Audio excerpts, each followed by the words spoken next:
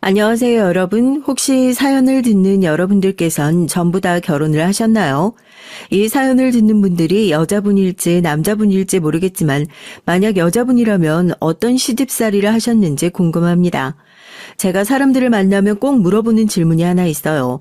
얼마나 잘 먹고 잘 사는 시댁이면 시집살이를 견딜 수 있겠냐고요.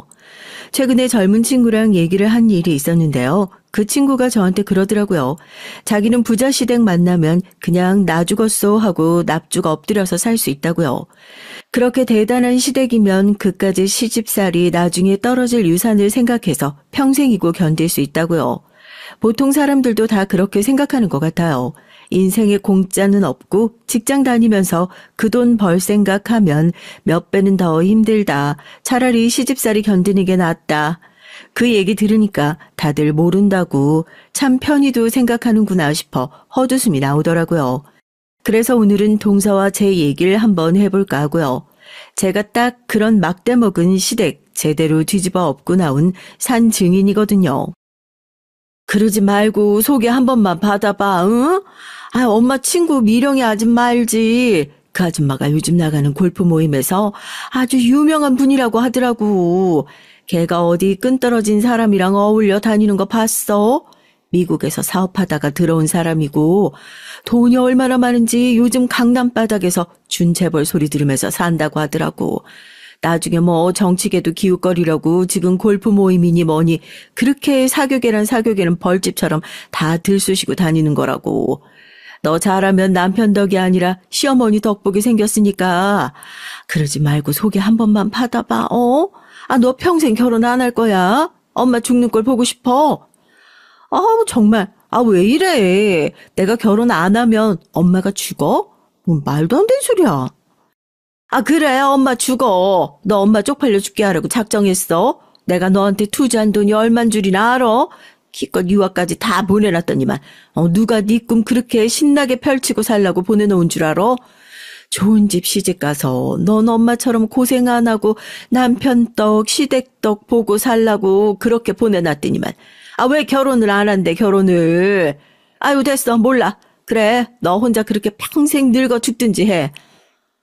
울긴 또 왜 울어? 나 정말 못 살겠네. 알았어, 그래. 소개받을게, 받아. 그럼 됐지?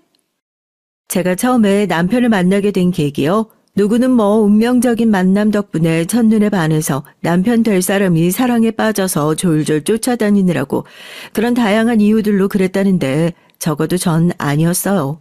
엄마 때문이었죠. 등 떠밀려서 어거지로 만났다고 하는 게 더 맞는 소리 같아요. 저 어렸을 때부터 화목한 가정에서 안정적으로 자랐습니다. 사업하시는 아버지 덕분에 일찌감치 돈 걱정 없이 유학도 다녀와서 회사 생활하고 있고 하나 있는 남동생도 군대 다녀와서 사업이니 뭐니 자기 하고 싶은 거 실컷 하다가 지금은 정신 차리고 대기업 들어가서 회사에서 안정적으로 자리 잡았고요. 그런데 저희 엄마요. 남동생한텐 결혼해라 그렇게 노래를 부르지도 않으면서 꼭 저한테만 그래요. 나름대로 이름난 회사에서 회사 생활 잘하고 있고 전 회사에서 내 직급 올라가는 데 관심 더 많은 사람이지 누구 와이프 무슨 사모님 이런 소리 듣는 거 어렸을 때부터 큰 관심 없는 사람이거든요. 오히려 그런 건 엄마의 꿈이었죠. 저 혼자 잘 먹고 잘 살고 싶은데 공부 열심히 시키고 금이야 오기야 키웠던 이유가 나중에 들어보니 시집 잘 보내려고 그랬다는 엄마 얘기를 들으니까 조금 허탈하기까지 하더라고요. 큰딸은 살림 미천이라고 하더니 부잣집에서 태어나도 별 수 없나 싶어서요. 엄마 인생도 꼭 똑같았거든요. 그 나이에 이화여대까지 나와놓고 나서도 평생 아빠 뒷바라지, 자식 뒷바라지, 시집살이 다 견뎌가면서 사는 것이 아직도 자기 인생 최고의 스펙이라고 철석같이 믿고 사는 저희 엄마라서요. 그리고 그게 다 없는 집에 시집 와서 그런다고 개천에서 용난 수준이 아빠 집으로 시집 와서 그러는 거니 하나밖에 없는 딸은 꼭 구김살 없는 부잣집에 시집 보내서 자기처럼 그렇게 고생 안 시키고 살게 할 거라고. 저 어렸을 때부터 노래를 부르고 다니셨던 분이에요. 뭐 부잣집엔 시집살이 없나요? 다 자기 보고 겪은 울타리 속만 아는 거죠. 하여튼 결혼 안 한다, 좀 늦게 하면 뭐 어떠냐 한마디 했더니 친정엄마가 아주 중내산에 별소리를 다 하시길래 결국 못 이기는 척 선을 보게 됐고 결국 그 잘난 집안 아들내미랑 선을 보게 됐습니다. 남편은 나쁘지 않았어요. 오히려 좋았죠. 그런 부잣집에서 장남으로 자랐으니 얼마나 자기 하고 싶은 거 다 하면서 자랐겠어요. 구김살도 없고 평판도 괜찮은 중소기업 팀장이었죠. 처음에 선보러 나갔을 땐 친정엄마가 얘기만 듣고 강남바닥에서 준재벌 소리 듣고 산다는 집 아들이라서 뭐 이러쿵저러쿵 돈 자랑이나 하지 않을까 걱정하고 가시도친 소리도 많이 했었거든요. 땡땡 기업 다니신다면서요? 유학도 다녀오시고 열심히 사셨네요. 공부도 잘하시고 솔직히 진서 씨에 비하면 제가 너무 모자란 사람 같아서 부끄럽기도 하네요. 저 부끄러운 얘기지만 제가 팀장 단지 그렇게 오래되지 않았어요. 진서 씨가 생각하는 것보다 돈을 많이 모아둔 것도 아니고 남들처럼 뭘 많이 해드릴 수 있을지 좀 걱정도 돼서요. 네? 저를 어떻게 보셨는지 모르겠지만 그쪽이 말씀하신 것처럼 저 대기업 다니면서 돈도 벌만큼 벌었고요. 제 명의로 아파트도 있어요. 회사에서 직급도 높고 앞으로 승진도 쭉쭉 할 거고요. 결혼해서도 직장 관둘 생각도 전혀 없어요. 절 어떻게 보셨는지 모르겠지만 결혼하고 사모님 소리 들으면서 남편 돈이나 써제끼는 그런 개념 없는 여자로 보셨으면요. 사람 잘못 봐도 한참 잘못 보셨어요. 저 그런 식으로 저 생각하는 사람이랑 더 만나고 싶은 마음도 없으니까 이만 일어날게요. 안 그래도 별로 마음에 안 드는 선짜리였는데 나름 저를 치켜 세워주려고 한 소리라고 생각을 했지만 듣자 하니 영 기분이 나쁜 거 있죠? 기분이 확 상해서 남편이 뒤에 무슨 말을 하려던 거 더 듣지도 않고 팩 짜증을 내면서 처음 만난 자리에서 제가 먼저 자리를 떠나버렸어요. 집에 와서 선자리는 어땠냐 어렵게 만든 자리인데 좀 잘 좀 해보지 그랬냐 얘기를 하시는 엄마에게 그렇게 별로인 사람은 세상에 태어나서 처음 본다고 으름장을 놔서 또 친정엄마의 뒷목을 잡게 했었죠. 기분 상하게 해드렸으면 죄송하다. 오해가 있는 것 같아서 해명하고 싶다. 구구절절 문자가 오기도 했는데 다시 이어지지 않을 인연이라고 생각하고 답장도 안 해버렸어요. 그리고 남편을 다시 만난 건 의외의 장소였죠. 엄마가 이번 주말에 보육원 봉사활동 가는 거 알지? 애들이 빵을 그렇게 잘 먹어서 빵 좀 만들어서 가려고 하는데 손이 부족하니까 이번 주엔 너도 가서 좀 도와. 월급에서 11조처럼 돈만 딸랑 보내놓는 거 그거 봉사 아니다. 가서 애들 얼굴 보고 챙기고 하는 게 그게 봉사지. 엄마가 보기엔 네가 뭔가 업보가 많이 쌓여서 시집 못 가는 게 분명해. 이렇게라도 얼른 풀던가 해야지. 저희 친정엄마가 결혼 가지고 닥달하는 것만 빼면 심성은 정말 좋으신 분이거든요. 온 가족이 다 그래요. 아버지도 어렵게 살던 시절이 있어서 그런지 늘 내가 번 만큼 사회에 다시 환원해야 한다. 내가 지금 누리고 있는 것은 오로지 나의 노력만으로 이루어진 것이 아니니 어려운 사람들이랑 같이 나누면서 살아야 한다는 생각을 늘 가지고 계신 분들이었죠. 저희 엄마도 은퇴 후에 집에서 놀면 뭐 하겠냐면서 아버지께서 작은 카페를 하나 차려주셨거든요. 거의 뭐 동네 아줌마들의 사랑방이긴 하지만요. 집 근처에 있는 보육원 애들이 빵이며 과자를 그렇게 좋아한다고 엄마가 종종 직접 만든 간식들을 가지고 가서 봉사활동을 하셨고 전 일 때문에 자주 가진 못했지만 시간이 될 때마다 따라가서 일손을 돕는 정도였어요. 그날도 하도 잔소리를 하시는 통에 억지로 발걸음을 옮겼는데 하필이면 그 보육원에서 생 난리를 피우고 헤어졌던 남편을 떡하니 다시 마주치게 된 겁니다. 애들이 아저씨 아저씨하고 달라붙는 게 한두 번 온 느낌이 아니더라고요. 이런 곳에서 다시 만나게 된 것도 어색해 죽을 것 같은데 잠깐 얘기 좀 할 수 있냐고 자리를 만든 남편의 얘기를 듣고 저 정말 그 자리에서 창피해서 혀라도 콱 깨물고 죽어버려야 하나 했다니까요. 저희 집이 워낙 졸부란 얘기가 많아서 진서 씨가 제가 한 말을 오해할 수도 있었겠다 싶어서요. 그래도 꼭 한번 만나서 해명은 하고 싶었습니다. 저 정말 여태까지 부모님한테 한 번도 손 벌린 적 없이 살아왔고 앞으로도 그렇게 살고 싶어요. 제 힘으로 들어간 회사고 그래서 남들보다 조금 조촐하고 소소한 결혼 생활하게 되더라도 괜찮으실지 지레 걱정해서 한 소리였습니다. 죄송해요. 저도 그때 괜히 예민해서 얘기를 끝까지 듣지도 않고. 정말 얼굴이 다 화끈거리더라고요. 나도 결국에 졸부라는 편견을 가지고 이 사람을 보고 있었구나 싶어서요. 그렇게 오해를 푼 저희는 자연스럽게 몇 번의 만남을 더 가지고 2년간의 연애 끝에 결혼을 하게 됐습니다. 하루라도 빨리 큰딸을 시집보내고 싶어 했던 친정에선 제 결혼을 당연히 두 팔 벌려 환영을 했고, 저도 만나면 만날수록 집안 배경이나 환경을 크게 신경 쓰지 않는 소탈한 남편의 모습이 더욱 좋았어요. 다만 결혼을 하기 전부터 한 가지 마음에 걸리는 건 시어머니였죠. 사람들이 괜히 없는 말 지어내는 건 아닌 것 같더라고요. 솔직히 시어머니에게 할 소리는 아니지만 전형적인 졸부의 느낌이라고 해야 할까요? 어딜 가든 돈 자랑하는 거 좋아하고 혼자서 아들 둘 키워오신 것에 엄청난 자부심을 느끼고 계신 분이었습니다. 자식 잘 키운 것에 자부심을 가지는 것이야 여느 부모님이나 다 마찬가지셨겠지만 저희 시어머니는 뭐랄까요? 결혼 전부터 조금 과한 느낌이 있으셨어요.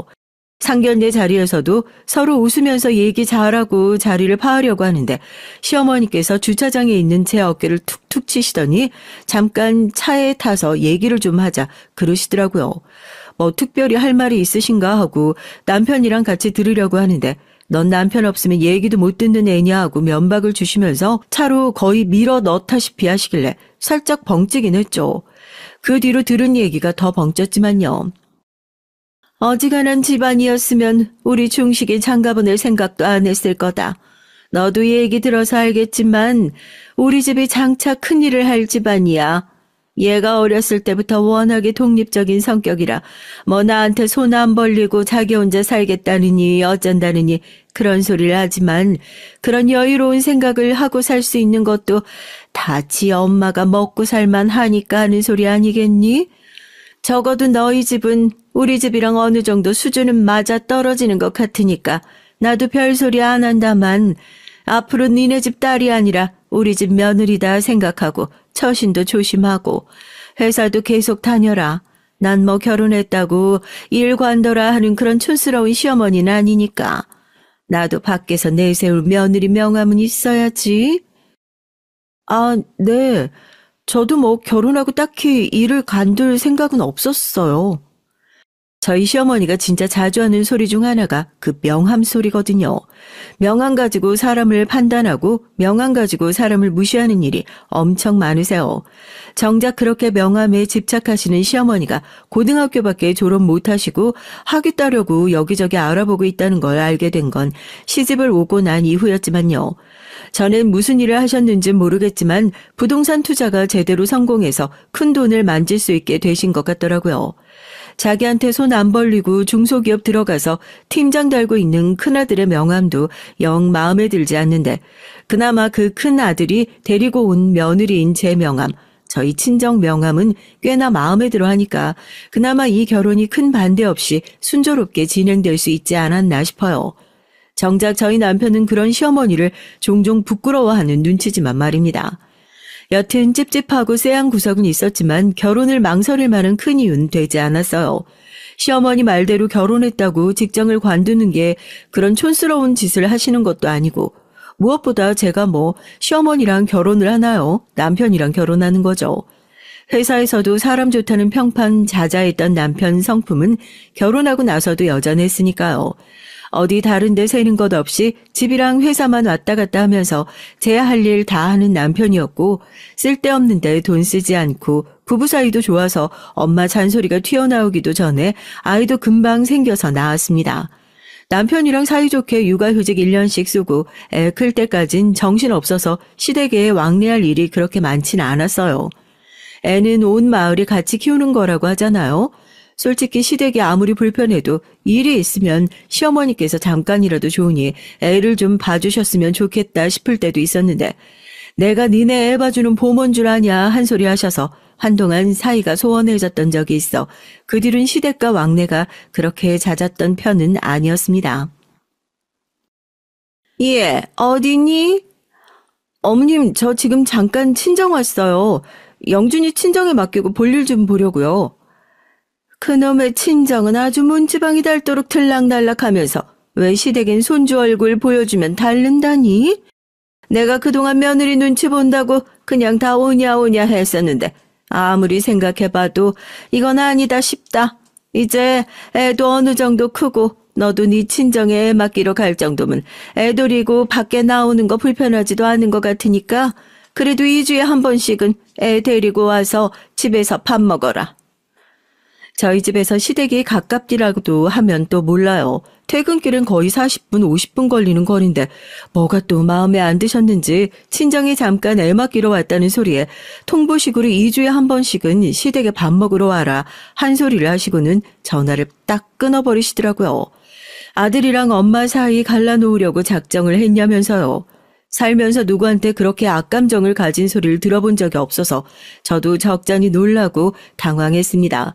옆에서 애 봐주던 친정엄마가 무슨 일이냐고 물어서 저도 어버버 하면서 얘기를 했더니 친정엄마는 오히려 네가 잘못했다고 불편해도 시어머니 입장에선 서운할 수 있다면서 어느 정도 왕래는 하면서 지내야 된다 그러시는 겁니다. 옛날 분들 다 그러시잖아요. 아니 애 좀 잠깐 봐달라고 할 땐 보모 같다고 싫다고 그러시더니 이제 애 좀 크니까 데리고 와서 얼굴 비춰라 이거야? 진짜 어이가 없어서. 너 아무리 그래도 시어머니한테 그렇게 얘기하는 거 아니야. 사돈도 서운하시지. 그러지 말고 장서방이랑 잘 얘기해서 한 달에 한 번씩은 시댁 가서 밥도 먹고 그래. 아 나야 니네 아빠랑 여기저기 놀러 다니고 한다지만 사돈은 혼자잖아. 나이 먹으면 사람이 외로워서 그래. 외로워서. 친정엄마 얘기를 들으니까 또 혼자 계신 시어머니가 안쓰러워서 처음엔 저도 그래 내가 먼저 잘하자는 마음으로 시댁에 먼저 굽히고 들어갔습니다.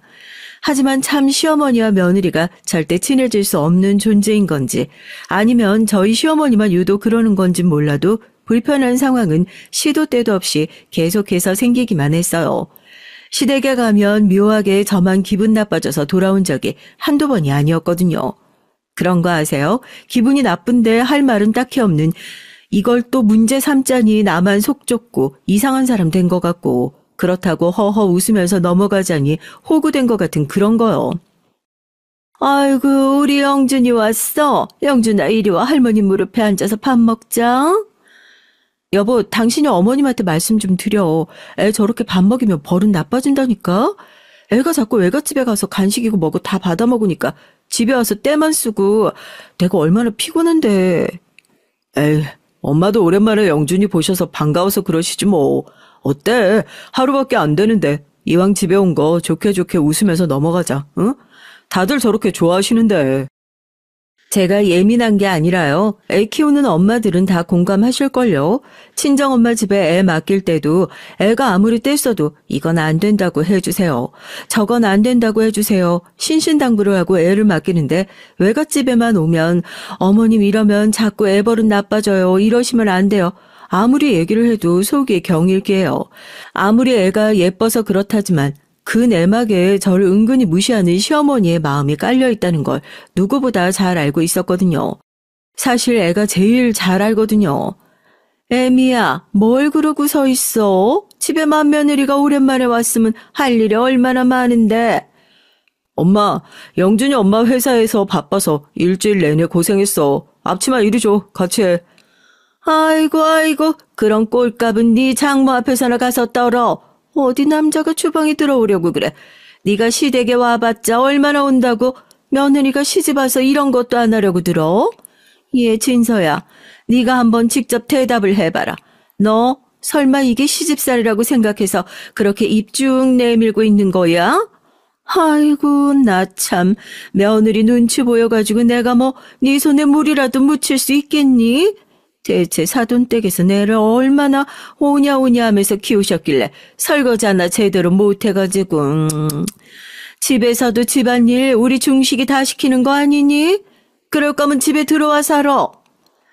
화내는 시어머니보다 말리는 시누이가 더 밉다고요. 그 순간만큼은 하지 말라고 왜 그러시냐고 제 편을 들어주는 남편까지 꼭 다 한 통속인 것 같아서 꼴 보기가 싫더라고요.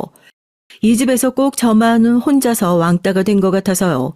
우리 중식이, 우리 영준이, 남편이랑 제 아들은 버젓이 이름 불러주시면서 저는 꼭 애미야, 영준이 애미야, 거기 여기 세아가라는 고급스러운 호칭은 바란 적도 없습니다. 제대로 된 이름 한 번을 안 불러주시는 시어머니가 그렇게 미울 수가 없었어요.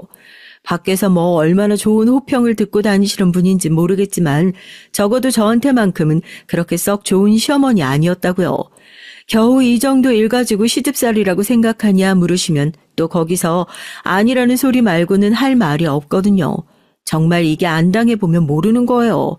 사연을 들으시는 분들도 그래 그 정도면 며느리가 당연히 해야 하는 일 맞지 않냐 하시는데 제가 시댁에 와서 일을 하기 싫어 이렇게 뻔질거리는 거 아니라고요. 마음이요. 시어머니가 저를 대하시는 태도가요. 무슨 일을 하나 하고 싶어도 제 마음이 우러나지 않게 틱틱거리시는데 그걸 어쩌나요? 와가지고 생전 좋은 소리 한번 들은 적이 없는데 매번 이렇게 애기 얼굴 보여주고 욕은 욕대로 얻어먹는 느낌이야. 진짜 기분 나쁘다고. 당신 저녁 먹을 때 못 봤지? 난 어머님이 무슨 수문장인 줄 알았어. 어쩐 일로 내 옆에 앉으셨나 했더니만 내가 무슨 반찬 좀 집을라 치면 젓가락으로 반찬 그릇을 은근히 잡아당겨가지고 당신이랑 영준이 앞으로 쭉 쓱 끌고 가시더라. 아, 며느리 밥 한 그릇 주는 것도 아까워하시는 집에 내가 뭐가 좋다고 이렇게 매번 굽실거리며 와야 돼? 에이, 설마 우리 엄마가 좀 툴툴거리고 못된 구석은 있어도 그렇게 괴팍한 노인네는 아니야. 진짜로 그러셨으면 그건 진짜 어디 TV 사연에 나올 감이다. 당신이 요즘 좀 예민해서 그랬던 거겠지. 아무리 그래도 내 식구잖아. 너무 함부로 얘기 안 했으면 좋겠어. 영준이도 다 들어. 다 알아. 당신이 우리 엄마 미워하면 영준이도 자기 할머니 미워하는 애로 크는 법이라고. 눈치 없는 남편도 제 속을 긁는데 한몫했어요. 물론 남편 입장도 이해가 안 되는 법은 아니었죠. 누가 자기 앞에서 제 엄마 욕을 하는데 기분 좋게 들을 수가 있겠어요. 솔직히 남편은 제가 하는 얘기 들으면서 설마 우리 엄마가 꼬장꼬장 하기로 써니 그렇게야 못됐을까 하고 못 믿는 눈치에 더 가까워 보였습니다. 버젓이 돌을 맞는 개구리 앞에 있는데 에이 그래도 아닐 거야 하고 끝끝내 부정하려는 눈치인 남편이 어느 순간부턴 꼴도 보기 싫어서 저도 말을 아끼게 되더라고요. 저 혼자만 그냥 입 닫고 아 내가 오바 떠는구나 하고 생각하면 끝날 일이잖아요. 그렇게 생각하고 삭혔죠. 부모님 밑에선 방구석 여포처럼 온갖 잘난 척을 하면서 큰 소리를 냈었던 제가 시집와서 이렇게 시댁한테 찍소리도 못하는 며느리로 살아가게 될 줄 누가 알았겠습니까? 하지만 얼마 지나지 않아 전 시어머니의 갈굼에서 졸업할 수 있게 됐습니다. 대체 무슨 수로 말이냐고요? 시어머니에게 거의 주적 수준의 저를 미워하는 것과는 비교가 되지 않을 정도의 상대가 나타났거든요. 제가 시동생이 하나 있다고 아까 말씀드렸죠? 도련님이요. 결혼을 하게 됐거든요. 아들 둘 잘 키워놓은 걸 평생의 훈장처럼 내세우고 사셨던 어머니셨는데 대뜸 결혼을 하겠다며 집안에 폭탄을 던진 도련님이 데려온 동선 그 소식보다 몇 배는 더 충격적이었습니다.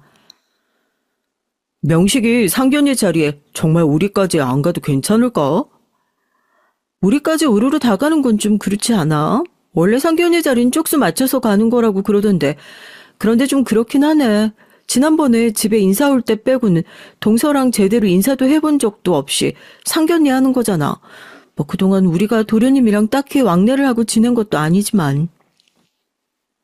시댁이랑 왕래가 잦지 않았으니까 도련님도 마찬가지였죠. 대화도 잘 안 해서 늘 어색했고요. 솔직히 도련님보다야 새로 생길 동서가 더 기대가 되는 게 사실이었어요. 드디어 나도 이 어려운 시댁 생활을 같이 나눌 진정한 전우가 하나 생기는구나 하고 얼마나 기대했었다고요. 남동생밖에 없어서 그런지 항상 여동생이 있는 친구들이 부러웠었고 동서가 들어오고 나면 정말 자매처럼 잘 지내야지 동서는 몰랐겠지만 전 동서가 시집 오기 전부터 그렇게 두 팔 벌려 환영을 하고 있었습니다.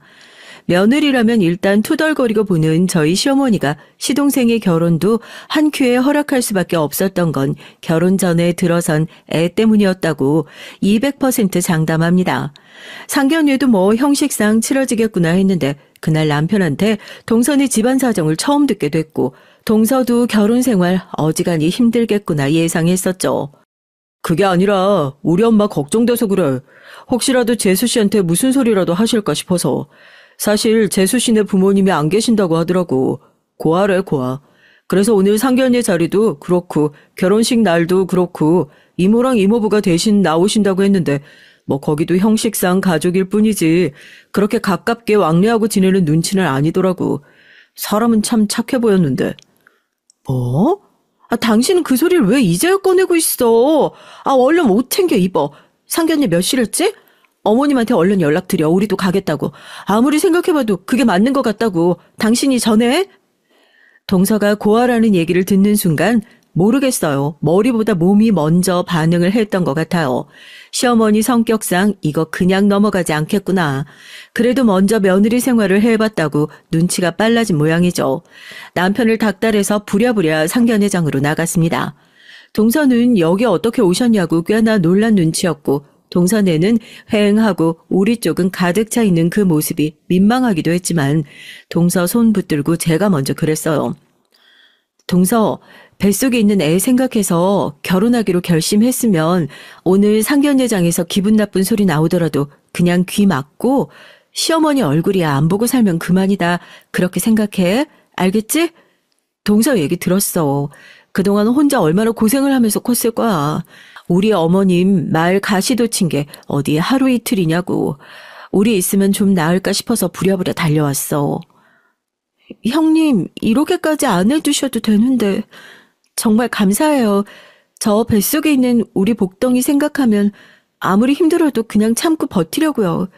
그래도 형님이 있으니까 얼마나 든든해요.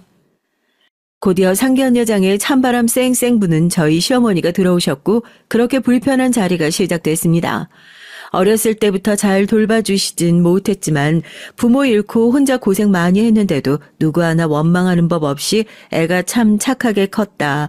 그래서 이렇게 좋은 남편 만나고 좋은 시댁 만나서 시집가는 것 같아서 걱정이 없다. 도련님이랑 저희 시댁 칭찬 일색이었던 동선의 식구들의 말에도 시어머니는 한번 맞장구를 쳐주고 아이고 사돈댁도 고생하셨네요. 그 한마디를 해주시는 법이 없더라고요. 오히려 지나치게 깔보는 말투에 자리에 앉아있던 저랑 남편 얼굴이 다 화끈거릴 정도였습니다. 너희 결혼하고 나면 당연스레 시댁 들어와서 살아야지. 부모가 없으니 혼주석 비어있는 거야 그렇다 치고 배운 게 없을 것 같아서 앞으로 가르칠 일이 구말리라 걱정이네요. 제가 이 나이 먹고 며느리 교육이나 시키고 있게 될 줄 누가 알았겠습니까? 정상적인 결혼이 아니다 보니 어디 밖에 나가서 떳떳하게 명함 내밀기도 참 창피한 일이고요.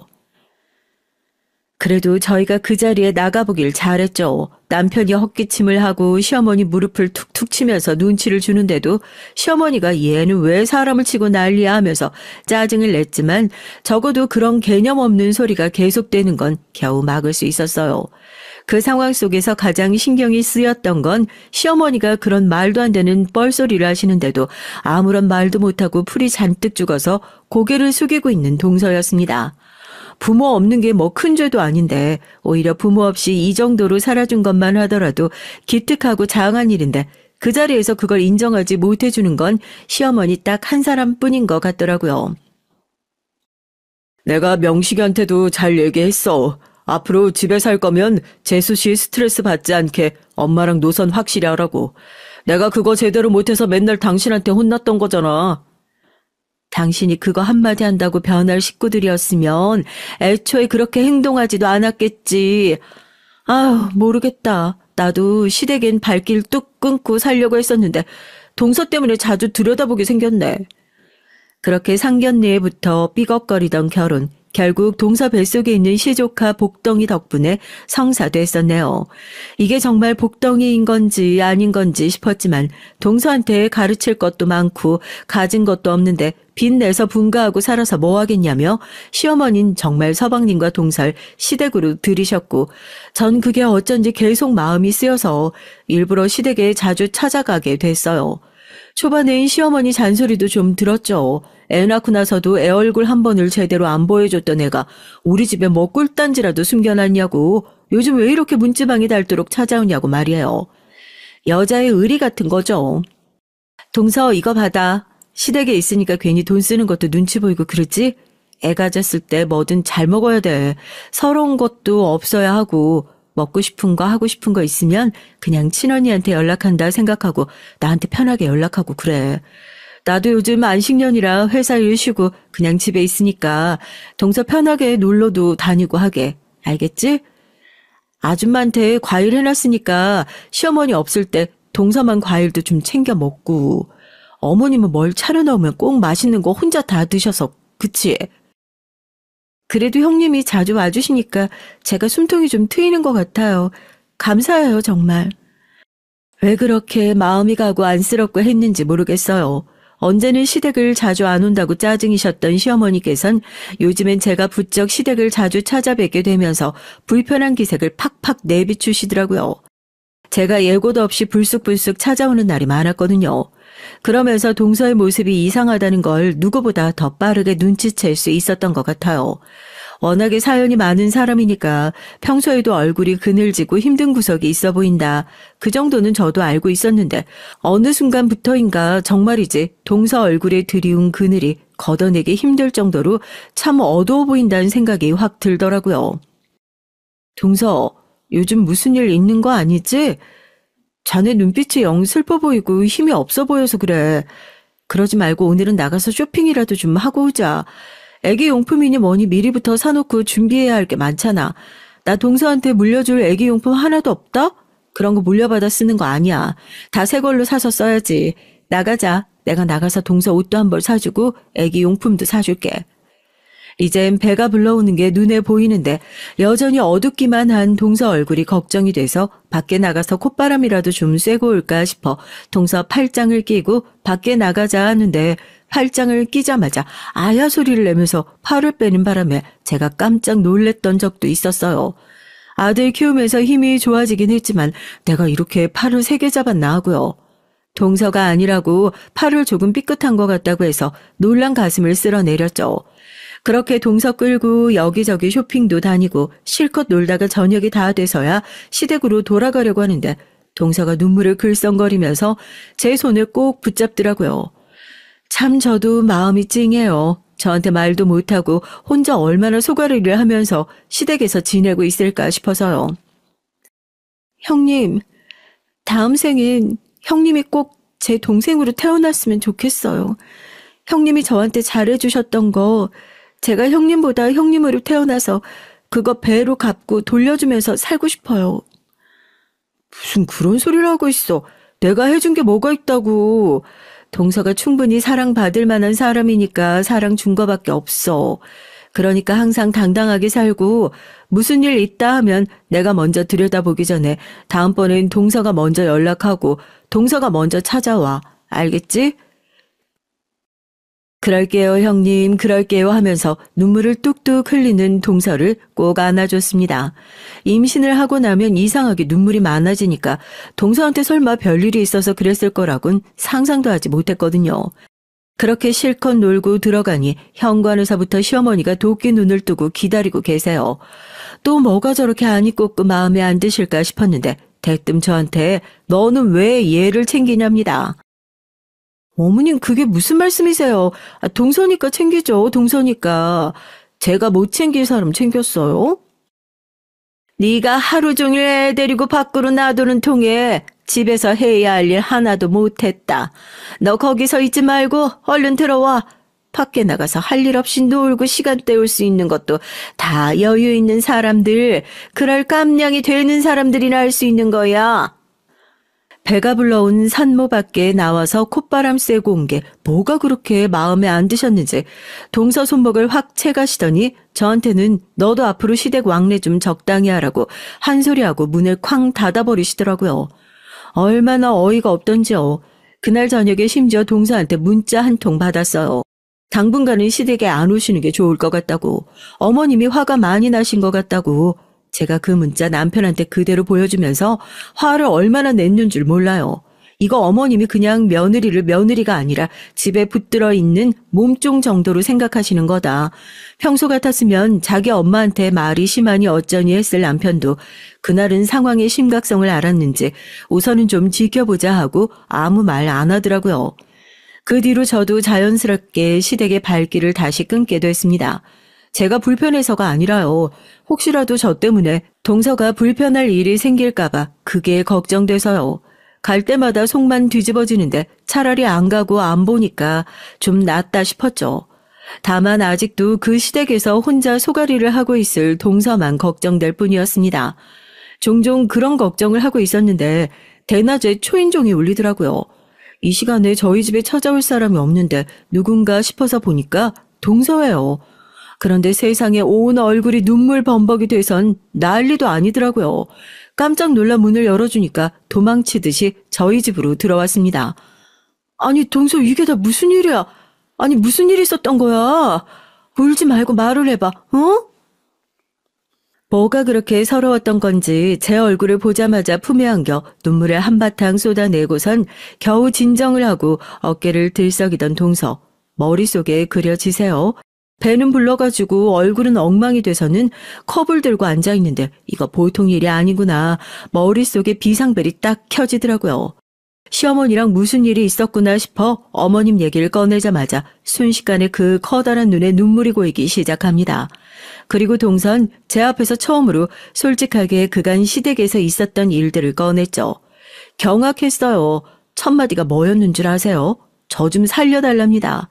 식구가 없다고 살려면 도망가야 할 것 같은데 도망갈 곳이 없다고 자기 좀 살려달라고요. 그 말 듣는 순간 생판 남인데도 억장이 무너지더라고요. 형님, 저 그동안 뱃속에 복덩이 생각해서 어떻게든 참고 지내려고 했어요.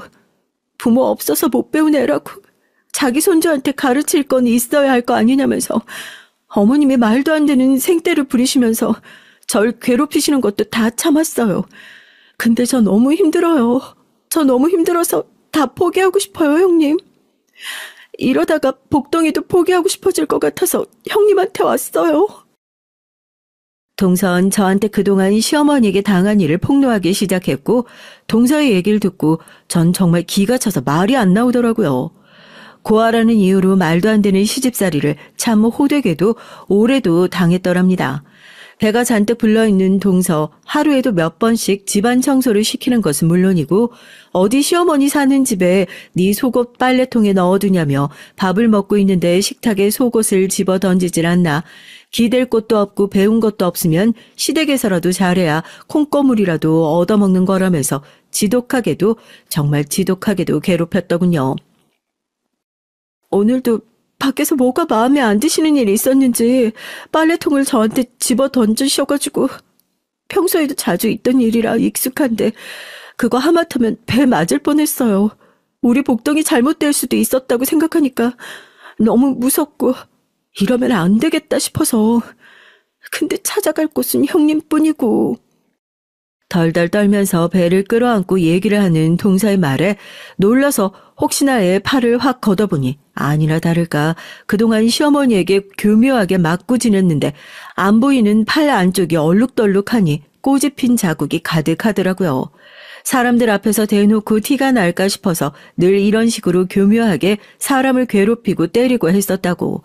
그때 다시 한번 저희 집 대문이 쿵쿵거리는 소리가 났습니다. 어떡해요, 형님? 어머님이신가 봐요. 저 여기 없다고 해주세요. 제발요. 이러다가 형님까지 어머님한테 혼나면 어떡해요? 여기 조금만 있다가 제가 집으로 다시 들어갈게요. 큰 소리가 나자 소스라치게 놀라면서 제 뒤로 쏙 숨어가지고 사시나무 떨듯이 떨고 있는 동서를 보니까 이가 부득부득 갈려서 턱에 근육이 빡 올라오더라고요. 뭐가 부끄러워서 숨냐고. 동서 잘못한 거 하나 없으니까 당당하게 굴라고 문을 열었습니다. 시어머니가 무작정 저희 집을 찾아와서는 동서를 보고 나서 가재미 눈을 뜨시고 절 째려보시면서 이럴 줄 알았답니다. 뭐가 이럴 줄 알아요. 어머님, 어떻게 사람 탈을 뒤집어 쓰고 이런 짓을 하실 수 있으세요? 어머님 아들들은 어머님 이런 사람인 거 알고 있어요? 아니, 사람이 어떻게... 참 진짜... 야, 네가 뭔데 내 인생의 훈수질이야? 어? 왜 나만 나쁜 사람 만드냐고. 내가 내 며느리 길 좀 드리겠다는데 내가 너한테 지랄했어? 너 대신 얘 갈궈주면 감사합니다 해도 모자랄 판국에 네가 뭐 그렇게 잘나서 시어머니 머리 꼭대기에 앉아가지고 나를 가르치려고 드냔 말이야? 자기가 한 그동안의 악행들이 단순히 며느리 길들이기였다는 소름 끼치는 소리를 하는 시어머니는 동서를 끌고 저희 집을 나가려고 했고 전 그런 시어머니를 필사적으로 막아섰어요. 그러자 정말 아무렇지도 않게 제 뺨을 올려붙이시더라고요. 동서는 울고불고 그런 시어머니를 말리면서 차라리 저를 때리시라고, 형님은 정말 아무런 잘못도 없다면서 그 와중에도 절 감싸고 들려 하고요. 진짜 그 자리에서 시어머니 뺨을 시원하게 한 대 바로 맞받아 쳐줬어야 했는데 더 큰 복수를 위해 한 발자국 물러서 꾹 참았습니다. 근본 없는 집구석인 거 알고 있었는데 이 정도로 수준이 밑바닥이실 줄은 몰랐네요. 어머니, 저 동서처럼 그렇게 고분고분한 며느리 아니에요. 사람 잘못 건드려도 제대로 잘못 건드리셨다고요. 기대하세요. 다른 건 몰라도 어머님 말년 하나는 확실하게 외롭게 만들어 줄 테니까. 뭐? 이게 어디서 끝까지 눈을 동그랗게 뜨고 시어머니한테 대들어 대들길? 저 그 자리에서 바로 핸드폰 들어서 저희 친정엄마에게 전화했습니다. 핸드폰에서 사돈 목소리 나니까 방금까지 미친 사람처럼 펄쩍펄쩍 뛰고 있던 시어머니도 갑자기 싹 조용해지시더라고요. 엄마, 나 시어머니한테 방금 맞았거든? 나 시집 잘 보낸 줄 알았지? 여기 완전 깡패야. 이 인간들 고소하고 당장 이혼해야겠으니까 아버지 모시고 와. 나도 이렇게 근본 없는 집구석에서 영준이 못 키우겠다.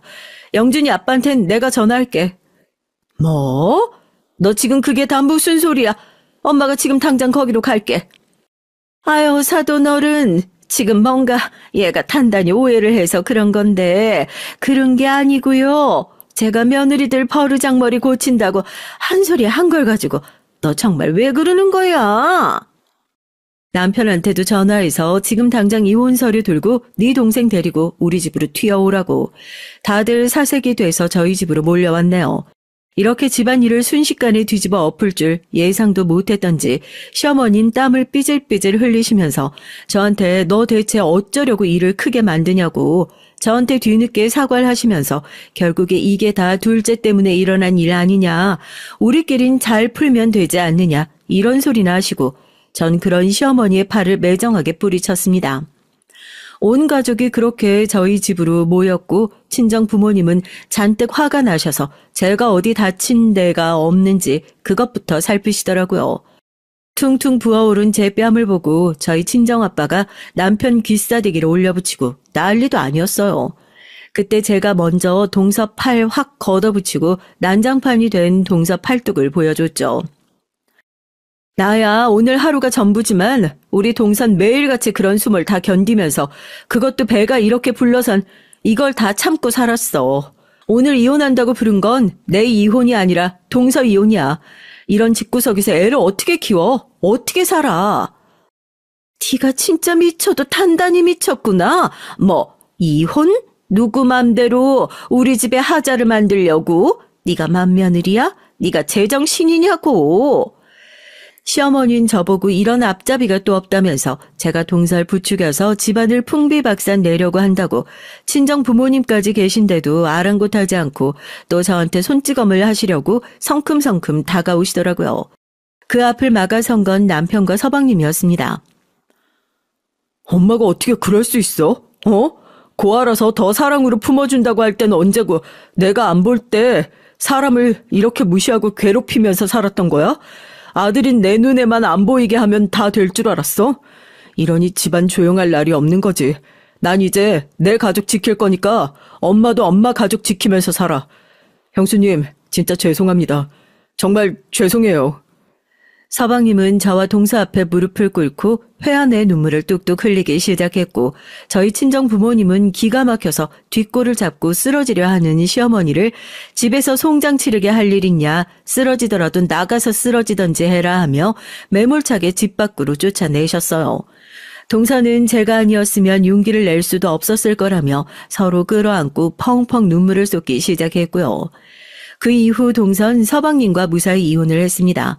서류상 이혼을 하지 않으면 그 집과 인연이 절대로 끊어지지 않을 것 같다면서 서방님도 결국 이혼 서류에 도장을 찍어줬고 대신 꼬박꼬박 아이를 보러 찾아오고 생활비를 보내주고 있는 것 같더라고요. 동서는 저희 집 근처에 살면서 저희 식구들과 계속해서 왕래하고 지내고 있어요. 이젠 저희 부모님을 이모, 이모부라 부르면서 가족처럼 지내고 있고요. 평화를 찾은 지 벌써 3년이나 됐네요. 얼마 전에 모르는 번호로 전화가 한 통 와서 받아보니 시모더라고요. 자식들도 하나같이 다 떠나고 동네에서도 소문이 나서 얼굴 들고 다닐 수가 없다면서 저보고 자기는 이제 어떻게 살라고 그러냐면서 펑펑 우시더라고요. 제가 픽 웃으면서 그랬어요. 그걸 왜 저한테 물으시냐고요. 저 잘못 건드렸다고 했죠? 다른 건 몰라도 어머님 말년 외롭게 만드는 건 자신 있다고요. 3년이나 버틴 거면 올해도 행복하셨네요. 앞으로 대가 톡톡히 치르면서 살아보세요. 남편한테도 시어머니 안쓰러워도 절대로 들여다보지 말라 신신당부했습니다. 그렇게 평생을 사람 괴롭히는 맛에 살던 저희 시모 완전히 낙동강 오리알 신세 만들었네요. 집구석을 불편하게 만든 사람이 결국 가장 외로워지는 법이라는 걸 좀 알았으면 좋겠어요. 안녕하세요. 저는 학습지 교사 등을 하면서 아이 둘을 키우고 있는 37살 박현지라고 합니다. 같은 학습지 일을 하는 동료 교사의 추천으로 여기 유튜브 채널을 듣게 된 지 벌써 1년이 넘었네요. 전 특히나 운전하고 다니면서 자주 듣고 있어요. 그러다 보니 저에게도 아주 특이하고 희한한 사람을 겪었던 일이 생각나서 제 사연을 보내보고 싶었습니다. 그래서 이렇게 사연을 써서 유튜브 매니저분에게 보내게 됐어요. 전 평범한 사람이지만 제 사연은 평범치만은 않으니 재미있게 들어주시면 감사하겠습니다. 제가 태어난 곳은 부모님 2분 위로 오빠가 하나 있는 평범한 집이에요. 아버지는 원래 야채 첨가물 도매업 장사를 오래 하셨는데 16년 전에 장사를 접으시고 지금까지 택시 운전을 하고 계세요. 어머니는 일평생 집안에서 살림하면서 우리 남매를 키워주셨고요. 우리 집이 부유하진 않지만 먹고 사는데 지장은 없었습니다. 우리 남매 대학도 다 보내주시고 부모님 2분 노후까지 준비되어 있으시니 이 정도면 감사한 일이죠. 전 어려서부터 의협심이 강하고 어려운 친구들을 도와주길 잘했어요. 친정집에 학교 다닐 때 받은 선행상도 제법 많답니다. 전 교사를 꿈꾸면서 아이들을 도와주는 선생님이 되고 싶어 했어요. 그리고 대학 전공도 사범대를 가서 졸업했죠. 하지만 졸업 후 도전한 중등교원 임용 시험에서 끝내 낙방하고 말았습니다. 그래도 교사 자격은 되니 처녀 때 사립중학교 기간제 교사를 한 적이 있었어요. 가르치는 과목이 사회 역사다 보니 주요 교과목이 아니라 이후에 학원 강사를 하는 것도 여의치 않았습니다. 하지만 아이들을 가르치는 일을 좋아하는 성격 탓인지 어찌저찌 지금까지 학습지 교사와 초등학교 방과 후 수업 교사 일을 하며 살고 있네요. 제 일을 하면서 여러 가정 환경의 아이들과 엄마들을 만나고 그들의 힘든 고충을 상담하는 일도 자주 했어요. 제가 워낙 다른 사람의 얘기를 잘 경청해주는 편이다 보니 마치 전문 상담사처럼 그분들은 절대 절 의지하고 사정들을 털어놓고 또 제가 할 수 있는 한 도와주게 됐죠. 전 그렇게 어려운 사람들을 돕는 일이 천직인 모양입니다. 그런 저도 한 남자를 만나서 연애를 하게 됐었네요. 대학을 다니면서 같은 과 친구의 선배 친구로 지금의 남편을 처음 만나게 됐어요. 대학 때엔 여럿이 같이 자주 어울려 노는 오빠 정도의 사이였다가 제가 졸업하고 나서 우린 정식으로 사귀게 됐죠. 제가 중등 임용시험 준비를 하는 동안 용돈도 주고 맛있는 것도 사주면서 절 많이 도와준 남편에게 저도 어느샌가 의지하고 마음을 열게 된 거죠. 남편은 일반 회사를 다니는 회사원이었고 다정하고 세심하게 주변을 잘 챙기는 남자였어요. 그리고 저와 사귀면서 우리 집에도 몇 번이나 놀러와서 넉살 좋게 밥도 얻어먹고 부모님과 술도 한 잔씩 기울이는 사이가 됐죠. 그러다 보니 우리 집 부모님과 오빠까지 남자친구를 이미 심서방이라고 부르면서 우리 집 식구처럼 대해주셨어요. 그렇지만 참 이상한 일이었죠. 그렇게 우리 집 식구처럼 드나들며 1년 넘게 사귀다 보면 한 번씩 자기 집이나 식구들 얘기를 하곤 하잖아요. 그런데 이상하게 우리 남편은 자기 집에 대한 얘기를 한 번도 저에게 하지 않았어요. 연애를 하던 어느 날 저랑 극장에서 영화를 보다가 나오는 길에 갑자기 전화를 받았습니다. 평소 다정다감한 남자가 핸드폰에 뜨는 수신자가 자기 아버지라는 걸 확인하고 나서 바로 인상이 찌푸려지고 아주 말투가 쌀쌀맞고 짜증나는 투로 돌변해서 전화를 받았죠. 그도 그럴 것이 남편 얘기론 아버지는 자기가 원하는 일은 들어줄 때까지 하루에도 12번씩 전화를 해서 똑같은 얘기를 한다는 겁니다. 아버지, 제가 몇 번을 말씀드립니까? 그날은 회사 교육이 잡혀 있어서 대구까지 모셔다 드리지 못한다고요. 그래, 언제 온다고? 결혼식은 토요일 1시다. 고집 쓰신다고 될 일이 아니니까 그만하세요. 대구까지 가는데 3시간 넘을 텐데 아침 9시에 출발하는 걸로 알겠다. 글쎄, 저 못 간다니까요. 이렇게 같은 얘기로 두 사람은 날카롭게 실랑이를 벌였어요. 결국 자기 아버지에게 졌는지 남편은 세상이 꺼져라 깊은 한숨을 쉬며 힘들어했습니다. 웬수지, 웬수. 아마 토요일 새벽까지 이렇게 전화를 하루에도 10통도 넘게 하시겠지, 이분은. 가끔 시부가 이런 식으로 전화하셔서 같은 얘기를 반복하시고 남편은 결국 짜증이 폭발하게 되는 일을 몇 번 목격했어요. 그래서 자세히는 몰라도 남편이 아버지랑 사이가 별로 좋지 않다는 건 대충 알고 있었습니다. 그날 둘이 소주를 한잔하면서 처음으로 자세하게 남편은 자기 가족에 대한 얘기를 하더라고요. 우리 아버진 어려서는 사업을 하셨고 그거 말아먹고 난 다음부턴 택시기사를 하시면서 사셨어. 넉넉하진 않지만 엄마도 일을 하셔서 맞벌이로 나랑 동생을 키울 정도로 책임은 다 하셨지만 우리 아버진 같이 지내기 힘든 성격을 갖고 계신 분이야. 자기 몸이 조금이라도 힘들거나 다치는 일은 절대로 안 하고 무엇이든 자기 성미에 남들이 맞추지 못하면 심하게 화를 내고 짜증도 내지. 심할 땐 구타도 많이 했어. 그 사람, 우리 집 사람들은 아버지가 술만 마시고 오면 덜덜 떨었어. 아무 일도 아닌데 술병 깨고 집안 살림살이 던져대면서 특히 젊었을 때 우리 어머니 많이 맞고 사셨지. 내가 군대에 다녀와서도 우리 엄마한테 술 먹고 또 그 짓거리를 하길래 내가 두 팔 잡고 힘을 써가며 처음으로 말렸지. 아버지, 이제 제발 그만 좀 하세요. 이 나이 먹고도 아직도 그 버릇 못 고치셨습니까? 이 새끼가 감히 나를 막아서 어디 그래 너부터 내 손에 죽어봐라. 애미라는 년이 자식 새끼 교육도 그따위로 시키니까 지 애비한테 이렇게 힘을 쓰지. 이렇게 아버진 화가 나서 버둥거리면서 날 죽일 듯이 때리려고 했지만 이미 젊은 날 힘으로 어떻게 감당하겠어. 몇 분 동안 그러더니 포기하고 나가버리더라. 그 뒤론 나한테 감히 못 덤비셔. 아버진 그렇게 나가고 나서 아직 어리고 대들지 못하는 내 동생을 잡아다가 분풀이로 엄청 때리시더래. 원래 아주 비열한 사람이야, 아버진. 강하고 힘이 센 자, 부와 명예가 있는 사람에겐 한마디도 찍소리 못하고 세상 선량한 척 다 하지. 그런데 자기에게 어쩌지 못하는 약한 사람들, 그 당신 어린 나와 동생, 엄마 이런 가족들 자기 기분 안 좋은 날이면 화풀이 대상으로 삼은 거야. 그래서 어렸을 때 그런 아버지 피해서 엄마랑 이모 집에 며칠씩 숨어있던 적도 있고 집에 경찰도 몇 번 왔었어. 그런 기억들 때문에 난 아버지에 대한 감정이 지금까지 좋지 않아. 그리고 취직하는 대로 우리 집에서 나와서 혼자 살았어. 우리 엄마도 그런 아빠와 이혼하고 싶으셨겠지. 그런데 그 사람이 엄마한테 늘 협박하는 것이 자기 버리고 이혼하면 네 아들 죽일지도 모른다고. 그렇게 협박을 하니 엄만 참고 살 수밖에 없던 거야. 이제 나이 들어서 젊을 때만큼 폭력을 드러내고 심하게 하진 않아서 그나마 같이 사시는 거지. 그래서 난 핏줄이기 때문에 연민은 느껴지지만 절대 아버지를 부양하거나 함께 살 생각은 추호도 없어. 현재 너와 앞으로 결혼할 생각하고 있어서 내 치부와 같은 부끄러운 가족 얘기하기로 마음 먹은 거야. 이런 날 이해하고 결혼까지 생각해 줄 수 있겠니? 그날 남편은 저에게 이렇게 청혼 같지 않은 청혼을 하게 된 거예요. 그래서 전 남편의 얘기를 듣고 나서 기분이 묘했습니다.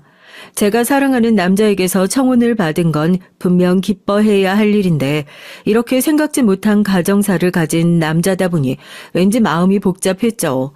전 집에 돌아와서 엄마와 얘기를 했어요. 엄마, 나 사실 오늘 남자친구한테 청혼 받았었다? 그래? 동현이가 너한테 드디어 청혼을 했어? 그래서 어떻게 청혼했는데? 그게 좀 복잡해요. 동현 씨는 결혼해서 우리끼리만 살겠다는 의지가 강해. 왜냐하면 자기 아버지랑 사이가 아주 안 좋거든. 아니, 동현이가 그럴 친구가 아닌데 왜?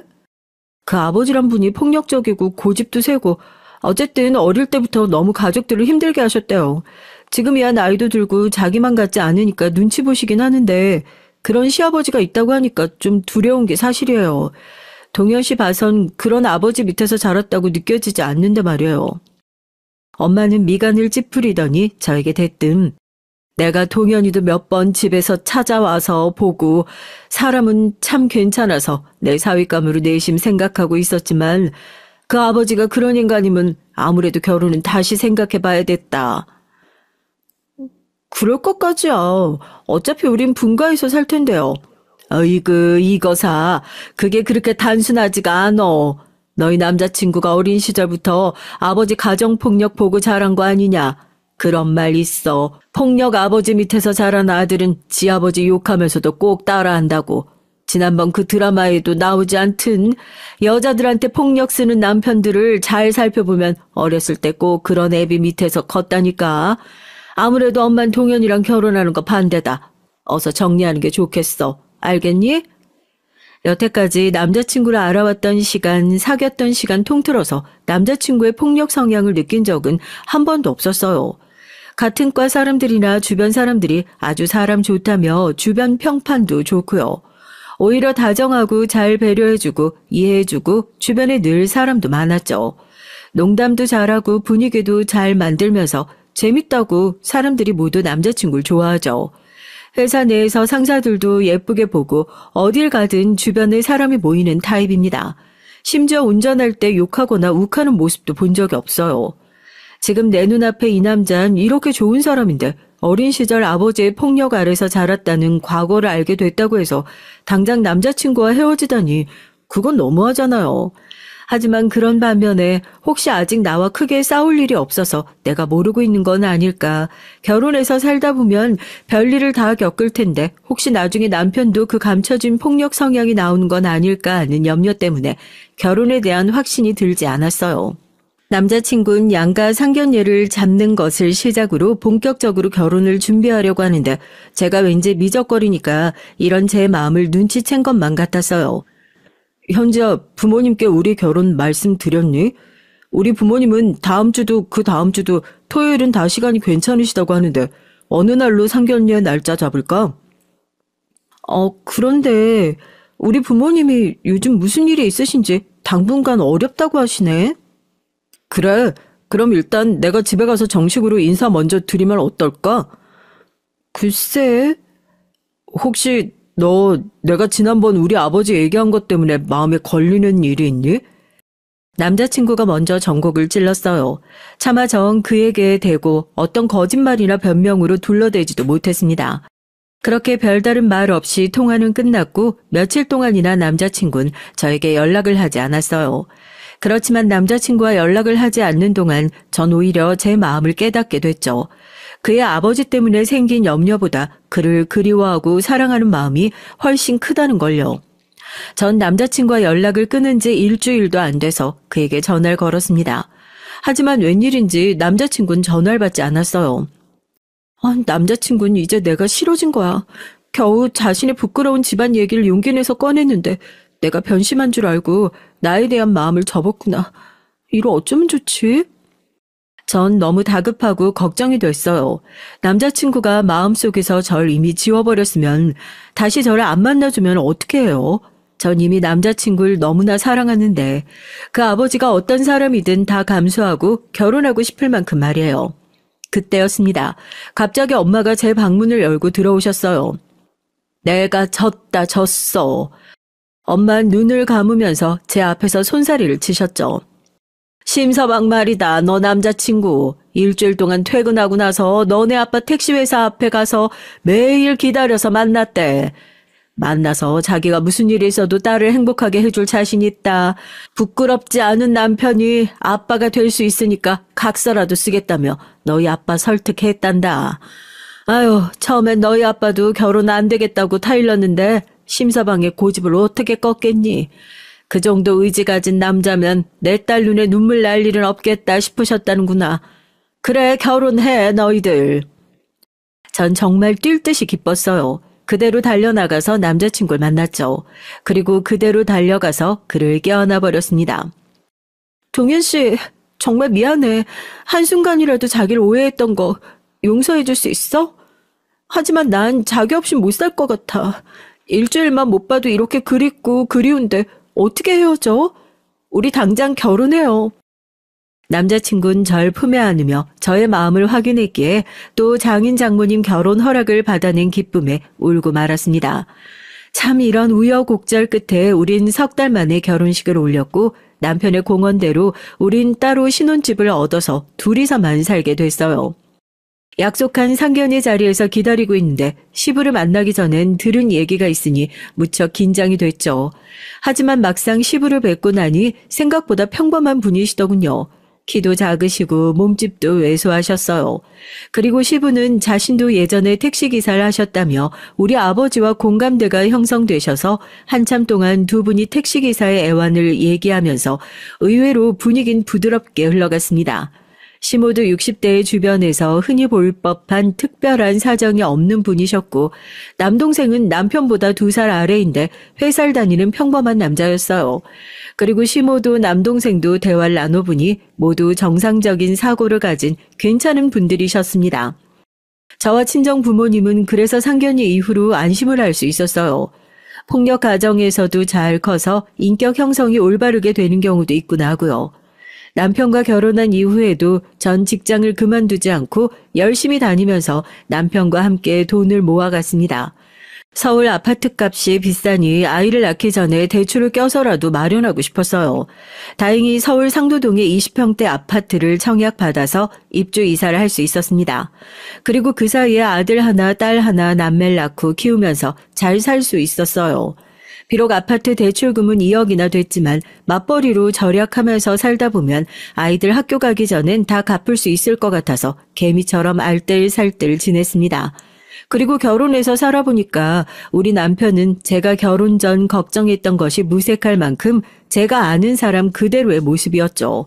다정하고 자상하면서 저와 아이들을 살뜰히 챙기는 좋은 가장이자 아빠였어요. 남편에게서 폭력적인 모습은 눈꼽만큼도 찾아볼 수 없었습니다. 또한 우리 부부가 시댁에 가는 날은 1년에 몇 번 안 됐어요. 구정과 추석 그리고 제사 한 번, 어버이날, 아버님 어머님 생신 이런 날은 시댁에 찾아뵙고 그 외에 자주 가는 일은 없이 지냈죠. 사실 결혼 초반 시모와 약간의 기싸움은 있었어요. 시모는 저에게 일주일에 2번은 전화를 했으면 하셨고 한 달에 한 번씩은 시부모님 모시고 외식을 시켜주길 원하셨죠. 용돈도 아버님 어머님께 각각 50만 원씩 달라고 하셨어요. 하지만 이러한 시모의 요구에 남편은 해결사처럼 나서서 중간에 잘 중재를 해줬죠. 우리 엄마도 시어머니니까 바라시는 게 있겠지만 우리가 해드릴 건 해드리고 못하는 건 못한다고 분명히 해두는 게 좋아. 저에게 이렇게 말한 남편은 자신의 어머니와 얘기를 해서 조정을 했습니다. 그래서 조정한 내용은 일주일에 한 번 전화는 아들이 직접 하기로 했고 명절과 뭔가 뜻깊은 날에만 모이고 외식을 한다고 했어요. 용돈은 2분 합쳐서 50만 원 드리기로 했고요. 아들 말엔 아무 소리 못하고 이렇게 하기로 정하셨지만 며느리인 저한텐 그 이후에 몇 번 다른 요구도 하셨죠. 그렇지만 저도 그렇게 녹록한 여자만은 아니거든요. 어머님, 제가 맞벌이하는 여잔데 그렇게 자주 뵙는 건 현실적으로 어려운 것 같네요. 제가 어떻게 회사를 그만두게 되면 어머님께서 저희 생활비 보태주실 건가요? 우리 애기들도 시댁에서 어머님께서 봐주실 거예요? 그럼 그렇게 해드리고요. 이렇게 딱 잘라서 말씀을 드리니 그 뒤론 별다른 요구를 하지 않으셨어요. 그래도 시어머니신데 제가 따로 용돈 드리고 선물도 해가면서 잘 해드리긴 했죠. 가장 걱정했던 시부는 사실 저와 교류할 일이 별로 없었습니다. 일단 제가 시부에 대해 경계를 했기에 시부와 둘이서 지내는 일도 없었고 뭐 말씀을 거시거나 해도 전 칼같이 자르고 피했어요. 시부는 눈치가 좋으신 분 같았습니다. 제가 호락호락해 보이지 않으니 그분도 절 대면대면하게 가까이 하지 않으셨어요. 물론 용돈이나 비싼 양주 등의 요구는 가끔 하셨지만 저보다 남편에게 하는 것 같아서 다행이었죠. 뭐 그럭저럭 그렇게 전 시댁과 적당히 풀면서 아이 둘을 키우고 결혼 생활을 해오고 있었습니다. 제가 시댁에 들어온 지 몇 년 뒤에 서방님도 결혼할 예정이라고 하셨죠. 3년간 서방님과 같은 직장에서 격리로 근무하던 아가씨와 연애를 했고 소속감과 유대감 때문인지 연애를 시작하자마자 비교적 빠르게 결혼 얘기가 오고 갔습니다. 남편과 서방님은 힘든 어린 시절을 같이 겪어온 동료애 같은 것이 있어서인지 다른 형제들보다 더 끈끈하고 서로를 위하는 사이였어요. 그래서 남편은 서방님이 연애한 아가씨를 따로 만난 적도 있는 것 같았습니다.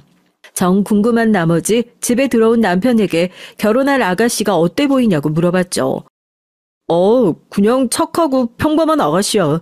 나이도 26인가? 참 착하고 참해 보이더라고. 시댁에 시누이가 없어서 분란이 적었는데 동서가 잘못 들어오면 또 집안 분위기가 어떻게 될지 모르잖아요. 그래서 전 시댁에 들어올 동서가 어떤 사람인지 참 궁금했습니다. 서방님은 저보다 1살 어렸는데 결혼한 뒤 절 누나처럼 잘 따르며 서로 친하게 지냈기 때문에 결혼 전에 시댁보다 먼저 우리 집에 동서 인사를 시키러 왔어요. 그렇게 처음 동서를 만났죠. 요새의 젊은 아가씨답지 않게 사람이 차분하고 딱 보기에도 참 순하고 착해 보인다 싶었죠. 게다가 나이가 28살이면 요즘 같아선 대학교를 졸업하고 취업 준비하다 보면 대개의 경우 사회초년생의 나이죠. 하지만 동선 고등학교를 졸업하고 나서 취직을 한 탓에 이미 서방님네 회사도 6년이나 다녔대요. 동서는 사회 경험이 많았고 할머니가 21살 때 돌아가신 뒤론 혼자서 자기 자신을 책임지고 살아왔으니 나이에 비해 어른스러워 보였습니다. 알고 보니 동선 고아와 다름없이 자랐다는군요. 동서의 부모님은 동서가 아기 때 이미 이혼을 해서 아버지가 자기 부모에게 동서를 맡기고 나가서 몇 년에 한 번씩 찾아오곤 했대요. 그마저도 동서가 고등학생일 무렵은 아버지에 대한 소식이 끊겨버렸고요. 그래서 대부분의 어린 시절 동안 시골에서 혼자 계신 할머니 손에서 자라났대요. 할머니가 친절하고 따스하게 품어주는 분은 아니셨지만 그래도 동서에겐 부모이자 유일한 보호자로 고마운 분이었다고 말했습니다.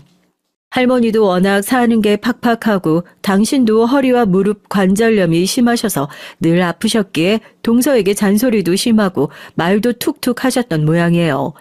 그렇게 심정적으로 어디 의지할 어른도 없이 자란 동선 철이 일찍 든 편입니다.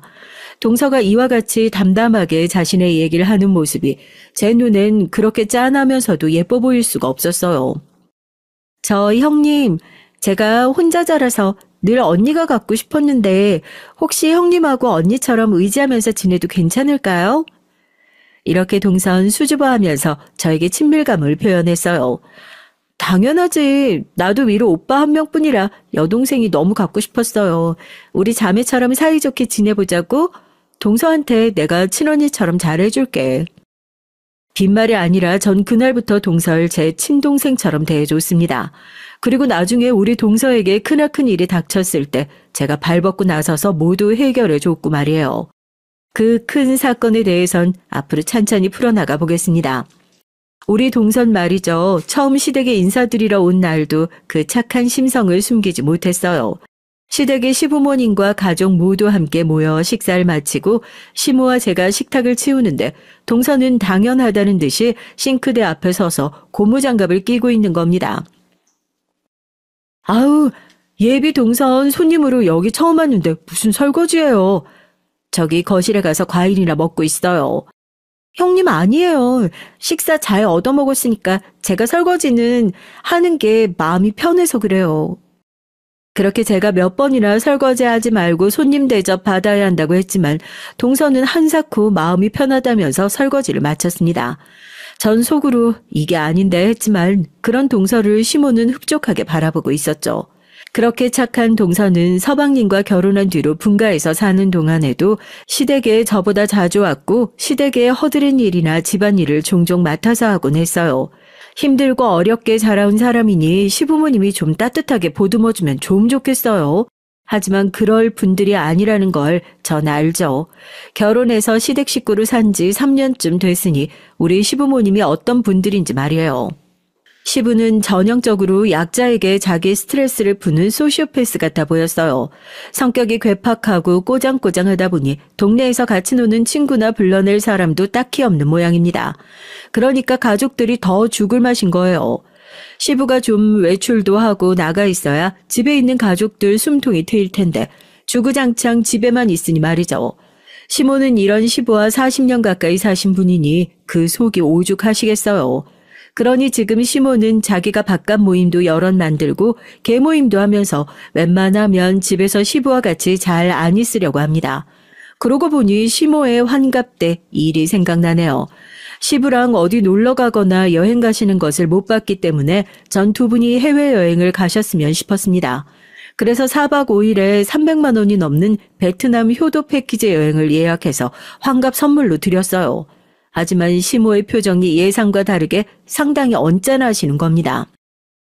지금 이게 너희 아버지랑 나랑 둘이서만 여행 가라고 끄는 표인 거냐? 네, 숙소도 비행기도 모두 최고급이라 편하실 거예요. 어르신들한테 최고로 인기 많은 상품이래요. 아유, 난 이거 안 갈란다. 환불하고 그거 대신 돈으로 다오. 이게 어떻게 된 영문인지 몰라서 전 가만히 있었어요.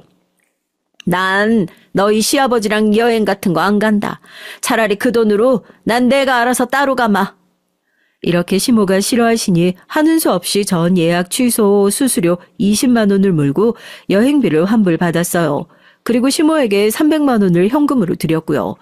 다음 달에 시모는 그 돈으로 자기 친구들과 베트남에 여행을 가셨습니다.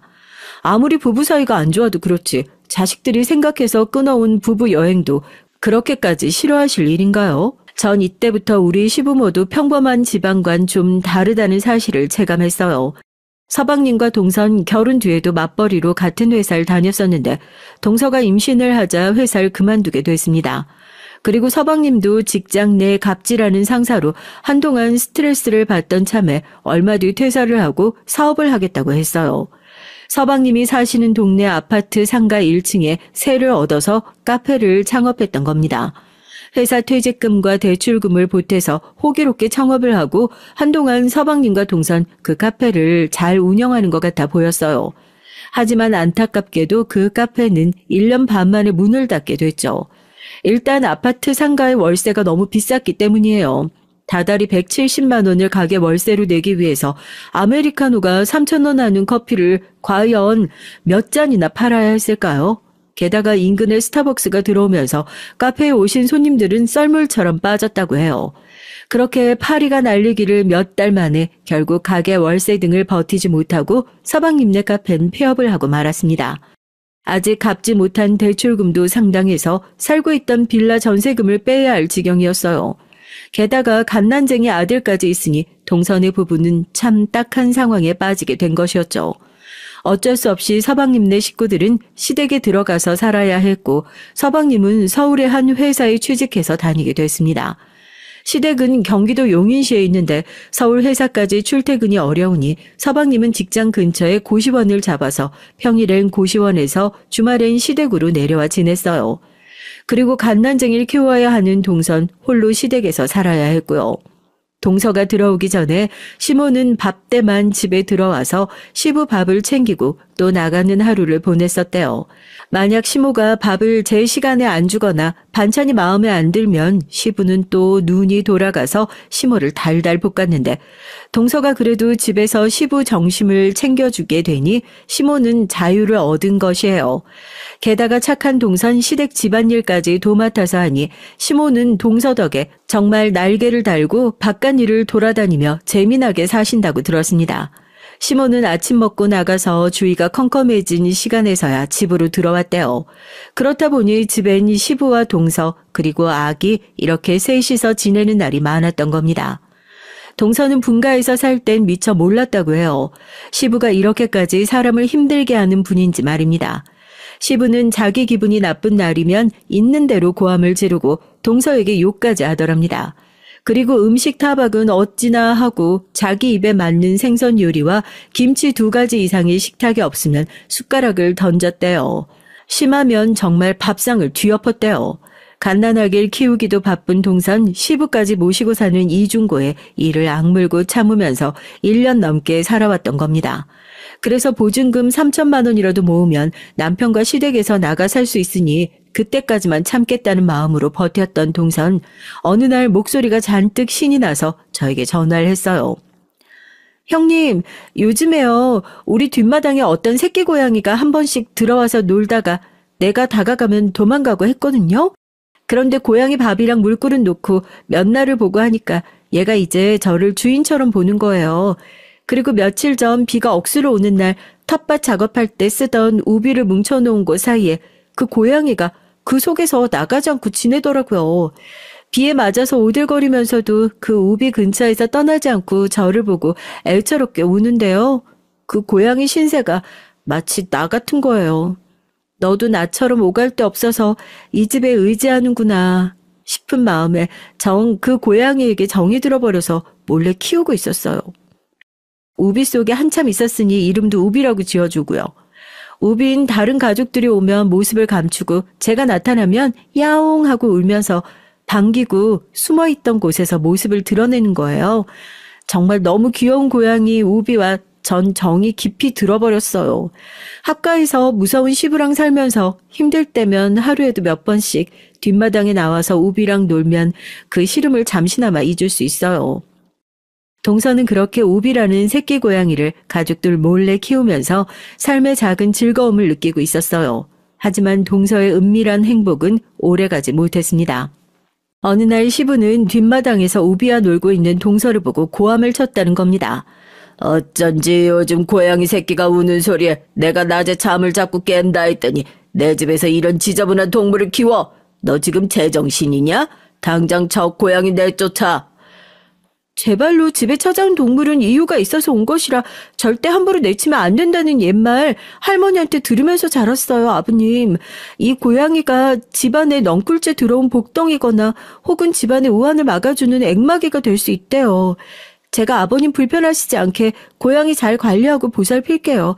제발 집 마당에서 키울 수 있게 부탁드려요. 탐탁지 않아 하는 시부를 뒤로하고 불쌍한 며느리 소원이라는데 한번 들어주자며 시모는 그 고양이를 키우는 걸 허락해 줬어요. 우리 순수한 동서는 그렇게 우비 고양이를 애지중지 키웠습니다. 고양이는 원래 경계심이 많은 동물이라 사람들에게 곁을 주지 않는다고 들었는데 우비는 착하고 순수한 동서를 그렇게나 따르고 애교를 피웠다고 해요. 하지만 우비와 동서에게 날벼락이 일어나고 말았습니다. 어디서 낮술을 마셨는지 벌겋게 취해서 들어온 시부는 뒷마당에서 우비를 발로 차고 곡괭이를 내리칠 듯 위협을 하고 있는 거예요. 우연히 그 장면을 목격한 동서는 허둥지둥 달려가서 그런 시부를 막아섰습니다. 제가 자식같이 정주고 키우는 고양이에요. 아버님, 동물한테 그러시면 천벌받아요. 제발 그만해주세요. 고양이를 보호하려고 껴안고 있는 동서를 보며 시부는 눈에 흰자위를 드러내며 이렇게 말했습니다. 그래? 그런 말이다. 저 고양이 대신 네가 맞을래? 난 지금 누구 하나 두들겨 패야 기분이 개운해질 것 같은데 말이다. 그럴 거냐? 그렇게 막말을 하고 웃는 시부를 보고 동서는 머리부터 발끝까지 소름이 끼쳤고 너무 무서워서 아무 말도 하지 못했다고 해요. 그리고 정말로 시부는 고양이를 감싸고 있는 동서의 등이며 어깨를 발로 몇 번이나 걷어찼다고 합니다. 아휴, 간만에 사람 걷어차니까 살 것 같네. 앞으로도 그 고양이 키우고 싶으면 나한테 한 번씩 맞아다오. 그러고 얻어맞은 동선 더 이상 이렇게 살 수 없다며 눈물이 뒤범벅이 되어서 저를 찾아왔던 것이었죠. 엉망인 모습으로 갑자기 저를 찾아온 동서를 보고 너무 놀라서 무슨 일이냐고 물어보니 오늘 있었던 일을 설명해 준 거예요. 형님, 저 매일 시부에게 당하고 살아요. 그래도 그동안은 물건을 집어 던지거나 소리 지르는 수준이었는데 이렇게 맞으면서 어떻게 계속 시부랑 같이 살겠어요. 대성통곡하는 동서를 보고 저까지 동서에게 너무 미안해졌습니다. 그동안 이런 짓까지 당하면서 살았는데 어느 가족 하나 동서를 구해주지 않았으니 말이에요. 내가 동서 구해줄게. 걱정하지 마. 일단 집에 CCTV부터 설치하자. 그리고 동선 서방님과 시모의 도움을 구해야 돼. 집에 다른 가족이 없는 것도 아닌데 왜 동서만 이렇게 당하고 사느냔 말이야. 동서는 얼굴에 눈물을 닦으며 말했습니다. 시부는 정말 악독하고 교묘한 사람이에요. 자기 수 틀리면 시모나 내 남편한테까지 소리 지르고 화풀이해요. 하지만 시모는 바깥에 일이 있다면서 나가버리고 내 남편은 돈 벌러 회사 가잖아요. 그러니까 시부는 끝까지 자기 마음대로 그 사람들한테는 하지 못하는 거예요. 그런데 난 힘도 없고 집에만 있어야 하고 그러니까 가족들이 나가고 나면 저한테 본색 드러내는 거예요. 요즘 이렇게 개패듯 때리기까지 하니까 더 이상 못 참겠어요. 아니, 그래도 그렇지. 동서가 이런 일 당하고 있다고 도움을 청해야지. 서방님은 뭐래? 자세히 말 못했는데 남편도 대충 눈치채고 있어요. 자기도 어릴 때 그렇게 아버지한테 맞았다면서 자기도 알고 있겠죠.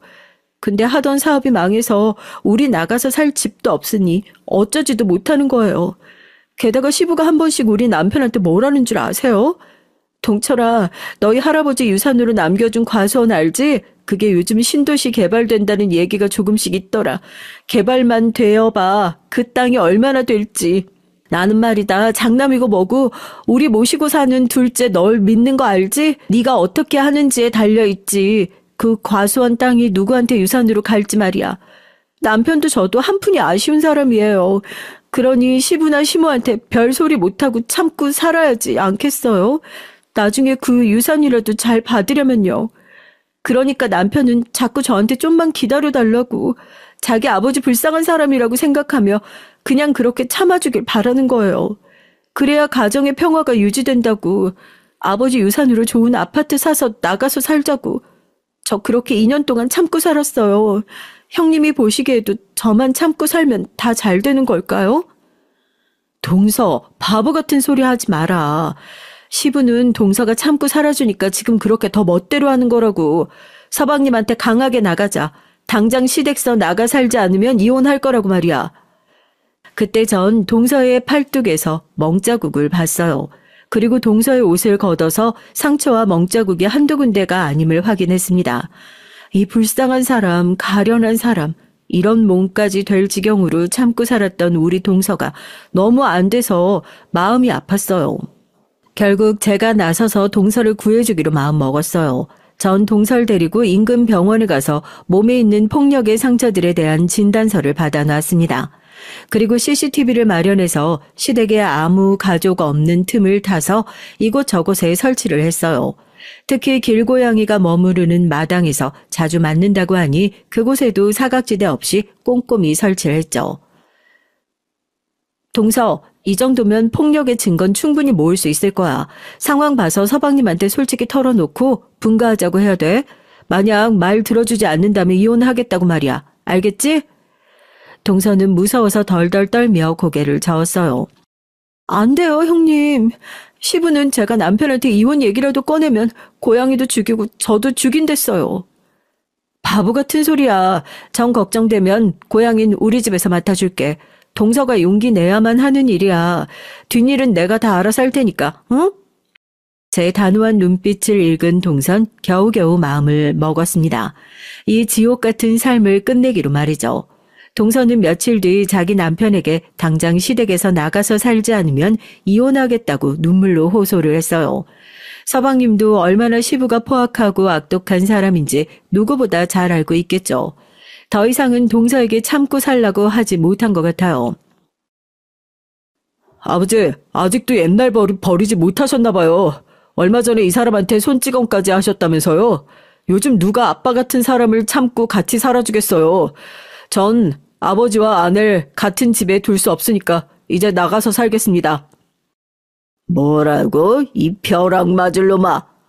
너희들 갈 곳 없을 땐 이 집에 기어들어와서 살겠다 해서 걷어줬더니만 이제 먹고 살만하니 다 늙은 애빈 버리겠다 이거냐? 내가 아직 과수원 땅도 있어. 그 유산 못 받아도 괜찮은 게야? 나한테 이런 취급할 수는 없다. 무슨 말씀이세요? 아버지가 우리 아내 구박하고 구타까지 해서 같이 못 살겠다는 거 아닙니까? 누가 아버지가 늙었다고 내쳐요?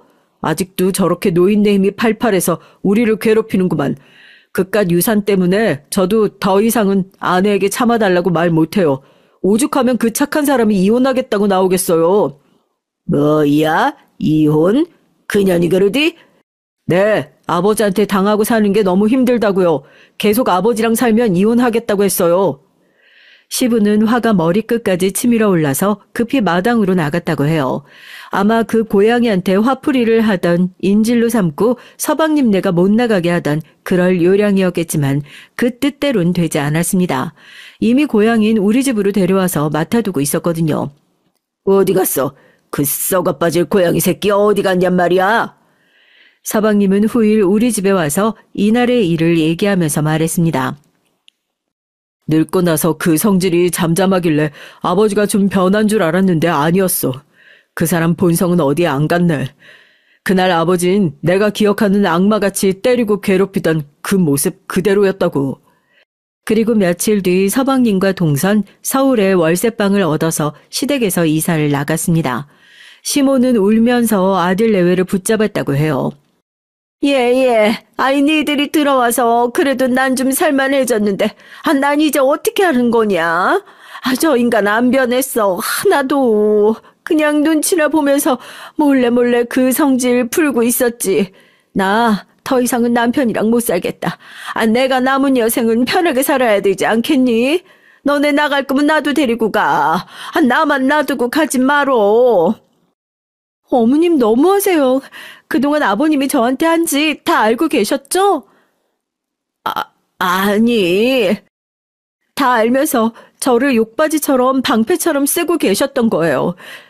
전 어머님은 그래도 좋은 분이라고 생각했는데 제가 아버님한테 대신 당하고 사니까 못 나가게 잘해주신 거잖아요. 근데 그러면 안 되는 거잖아요.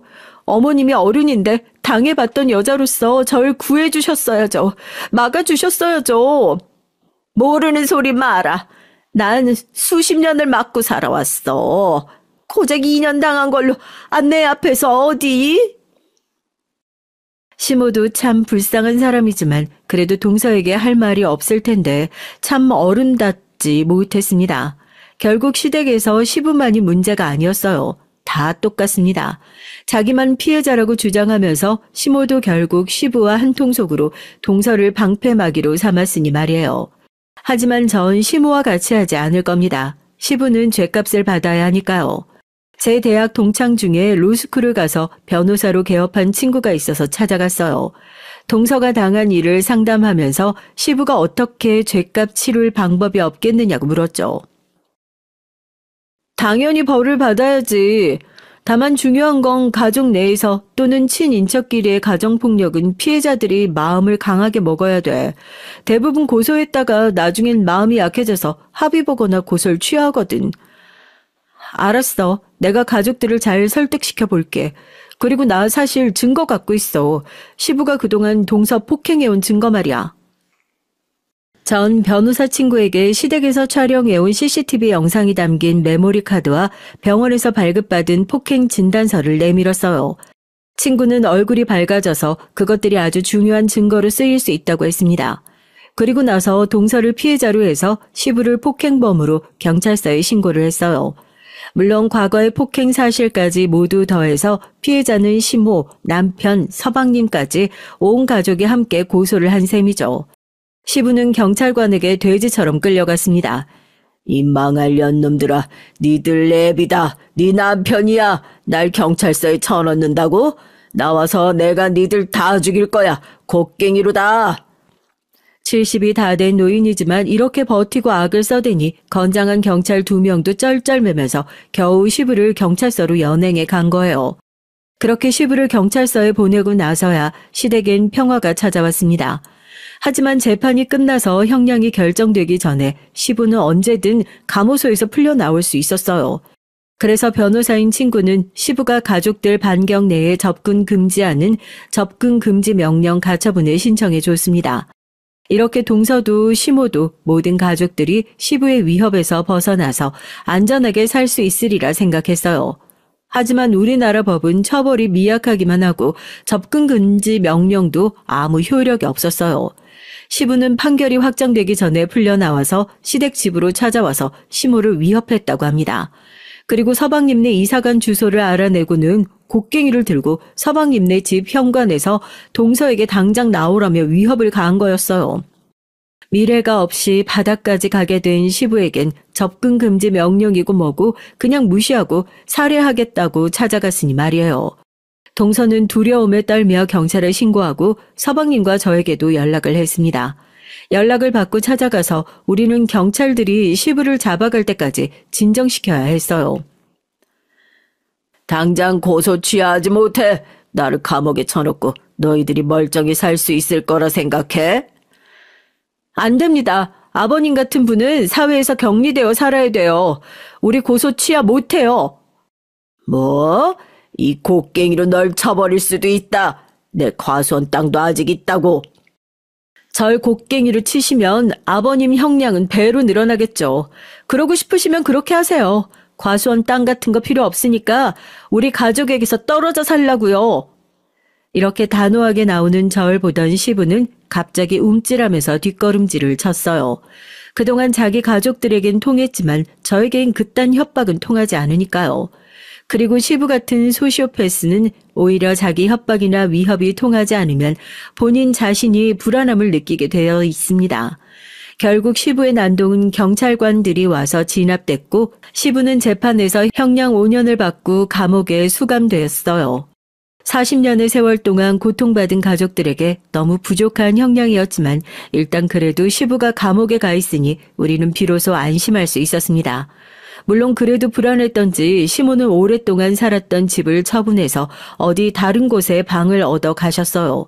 그리고 남편 말론 그렇게 시부가 협박하던 과수원 땅 같은 건 사실 없었다고 합니다. 할아버지가 물려주신 땅이 있긴 했는데 그건 종친의 소유라서 아버지는 아무 권리가 없는 것이었어. 아마 자기도 알고 자식들한테 협박용으로 이용만 한 것이겠지. 이 얘기를 들은 서방님은 탄식을 하고 후회를 했어요.